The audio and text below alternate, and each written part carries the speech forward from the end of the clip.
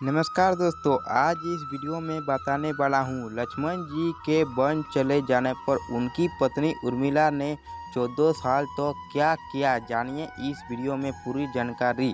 जानने के लिए धार्मिक ज्ञान 02 यूट्यूब चैनल में आपका स्वागत है। चैनल पे नए हैं तो जल्दी सब्सक्राइब कर देना। चलिए वीडियो को शुरू करते हैं। दोस्तों, रामायण के रोचक किस्सों में से एक घटना भगवान राम के अनुज लक्ष्मण जी और उनकी पत्नी उर्मिला के बारे में भी है। जब लक्ष्मण जी भगवान राम के साथ 14 वर्ष के वनवास पर चले गए थे तो उनकी पत्नी ने 14 साल तक क्या किया था।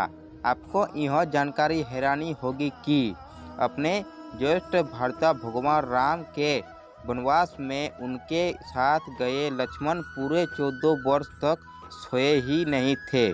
सुनने में यह बात कुछ अतिशयोक्ति प्रतीत होती है, लेकिन यह पूर्ण सच है। आइए जानते हैं इस रोचक किस्सों की शुरुआत कैसे और कहां से हुई। रामायण में बताया गया है कि राम, लक्ष्मण, भरत और शत्रुघ्न के जन्म के वक्त राम, भरत और शत्रुघ्न अन्य बच्चों की भांति कुछ देर रहने के बाद चुप हो गए थे, लेकिन लक्ष्मण रोते ही रहे। फिर उसके बाद जब उन्हें राम के बगल में लिटाए गए थे, जानकर उनका रोना बंद हुआ। तब से वह हर वक्त राम की परछाई ही बनकर रहे। जब राजा दशरथ ने भगवान राम को 14 वर्ष के वनवास का आदेश दिया तो लक्ष्मण ने भी अपने अग्रज के साथ वन में जाने का निर्णय ले लिया। लक्ष्मण की पत्नी उर्मिला भी उनके साथ जाने के लिए कहने लगी तो उन्होंने अपनी पत्नी को समझाते हुए कहा कि वह वन में राम और सीता की सेवा करना चाहते हैं। अगर उर्मिला भी उनके साथ जाएगी तो उनके काम में विघ्न बढ़ेगा। उर्मिला ने दिल पर पत्थर रखकर लक्ष्मण जी की यह बात मान ली और वह उनके साथ नहीं गई। तो वन जाने जब राम और सीता अपनी कुटिया में विश्राम कर रहे थे तो लक्ष्मण प्रहरी के रूप में कुटिया के बाहर पहरा दे रहे थे। तभी रात में उनके समक्ष निर्दा देवी प्रकट हुई। तो अब लक्ष्मण ने निर्दा देवी से वरदान मांगा कि उन्होंने 14 वर्ष के लिए निर्दा से मुक्त कर दे।